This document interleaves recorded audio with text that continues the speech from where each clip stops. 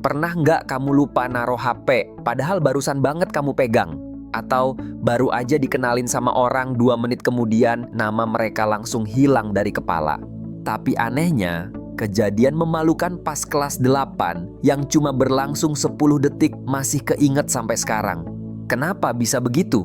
Kok otak kita gampang banget lupa hal penting yang dekat, tapi terus menyimpan hal lama yang justru pengen kita lupain? Apakah ada yang salah dengan sistem memori kita? Atau justru ini cara kerja otak yang sebenarnya? Setiap detik ada jutaan informasi yang masuk ke otak kita. Suara, gambar, bau, sentuhan, pikiran. Tapi otak nggak mungkin menyimpan semuanya. Dia harus milih. Makanya cuman informasi yang dianggap penting yang bakal disimpan. Sisanya dibuang. Ini sebabnya kita sering lupa. Dan itu wajar. Rata-rata memori jangka pendek manusia cuma bisa menampung 4-7 item dalam satu waktu. Ini disebut working memory. Jadi kalau kamu dengar 5 nama sekaligus, terus cuma inget 2, itu bukan karena kamu pelupa, tapi karena otaknya emang penuh. Lupa juga bisa terjadi karena informasi nggak sempat masuk dalam-dalam ke otak. Kenapa? Bisa karena nggak fokus saat nerima informasi. Otak menganggap informasi itu nggak penting, atau langsung ketimpa informasi baru yang lebih kuat. Contohnya, lupa naruh kunci, lupa alasan buka kulkas, atau bahkan lupa mau ngomong apa pas udah di depan orang. Karena buat otak, hal-hal kayak gitu nggak cukup penting buat disimpan. Tapi anehnya, kenapa justru hal-hal emosional yang bikin sedih, malu, atau trauma justru susah banget dilupain? Jawabannya ada di 2 bagian penting otak kita, hipokampus dan amigdala. Hipokampus bertugas menyusun dan menyimpan memori. Amigdala mengatur emosi. Saat kamu ngalamin sesuatu yang emosional, amigdala langsung aktif dan minta tolong ke hipokampus.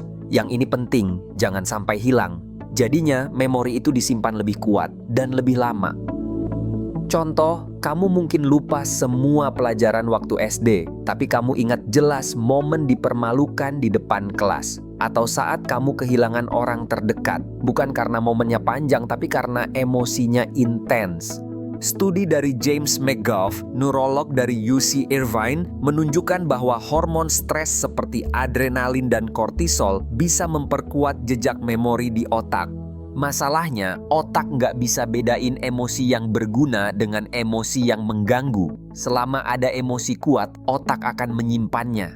Di sisi lain, kita sering mikir, gimana caranya biar bisa lupa? Tapi sayangnya, otak kita nggak punya tombol hapus. Nggak kayak komputer yang bisa klik delete. Otak cuma bisa membiarkan memori memudar atau diselimuti oleh informasi baru. Makanya memori lama yang kuat, apalagi yang emosional, nggak bisa benar-benar hilang. Paling mentok bisa ditekan, diabaikan, atau dialihkan, tapi tetap ada di sana. Yang lebih lucu, semakin kita coba melupakan secara sadar, justru makin sering muncul. Ini disebut rebound effect. Semakin kamu menekan pikiran tertentu, semakin keras otak memunculkannya. Misalnya, coba jangan bayangin kucing oranye pakai helm. Apa yang langsung muncul? Nah, otak kamu bekerja pakai asosiasi. Satu lagu, bau, atau tempat bisa langsung ngebuka folder memori lama tanpa izin. Itulah kenapa melupakan itu susah.